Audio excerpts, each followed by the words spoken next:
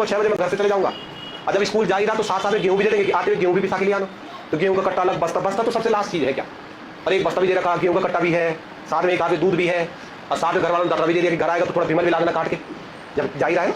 अब मैं स्कूल गया, स्कूल में जाते समय मतलब जब हम पढ़ते थे स्कूल में, अब स्कूल में जाते समय भाई ठीक 9 बजे घंटी बजे स्कूल स्टार्ट हो गया, और 9 बजे ठीक टाइम पे स्कूल भी पहुंचना है।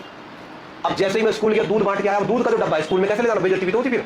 अब मैंने क्या कर दिया, स्कूल के ऊपर ही छुपा दिया झाड़ी में। अब वहाँ मास्टर आया, साइन थीटा कॉस थीटा पढ़ा रहा, मेरा ध्यान उस डब्बे पे है, कोई चुरा ना दे, वहाँ मेरा ध्यान तो उस पे है ना।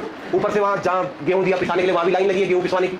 गेहूं वाले ने भी कह दिया कि भाई एक चक्कर आ जाना दिन में इंटरवल में। अब किसका ना खाना किसका पीना, मतलब ये सब चल रहा है दिमाग में मेरे, वही चल रहा है। शाम को भाई घास भी ले जाना है, 30 किलोमीटर मुझे वापस घर जाना है, रास्ते में तो काम भी करना है, बाग की अलग दिक्कत है। तो बोलने का मतलब क्या है कि पर्वतीय क्षेत्रों में वो एजुकेशन पॉलिसी उतनी कारगर साबित नहीं हो सकती। और दूसरी बात, सबसे मजेदार जो बात है कि क्या हमें वास्तव में हिमालय को बचा के रखना चाहिए। वास्तव में तो आप इस चीज के समर्थक हो कि हमें हिमालय को बचा के रखना चाहिए, पलायन नहीं होना चाहिए, पहाड़ को बचा के रखो, कल्चर आर्ट एंड कल्चर को बचा के रखो, समर्थक है ना। लेकिन अब मजेदार बात यह कि बचाएगा कौन, हम ही तो बचाएंगे।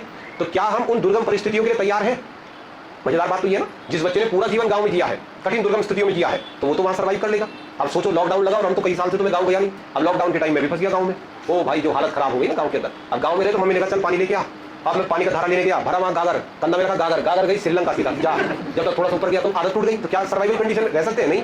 और फिर जो गांव के लड़के उनके साथ चले गए, मैं चल भाई जंगल में चलते हैं, ये लेके आते ये लेके आते। एक पेड़ पे चढ़ा मैं तो दोनों हाथ टूटे मेरे, दोनों भाई, एक भी नहीं टूटा। वो फटाफट से चढ़ गया, मैं भी कॉपी कर रहा था, बचपन में चढ़ लेते थे आराम से। अब इतने साल से वहां से दूर है, अब जैसे ही चढ़ा सीधा जाओ जी। अब लॉकडाउन था, प्लास्टर भी कहां से लगाते, बड़ी मुश्किल से प्लास्टर लगा, प्लास्टर लगाने गया हॉस्पिटल तो 14 दिन अलग रहना पड़ा, क्वारंटाइन बोले थे, क्या बोले थे, क्वारंटाइन कर दो इसको। टूटा हुआ आदमी क्वारंटाइन में चले गया। तो मजेदार बात यह कि अगर हमें हिमालय बचाना है तो क्या हम हिमालय को बचाने के लिए तैयार भी है कि नहीं है। ये सब जिम्मेदारी सिद्ध ने उठाई।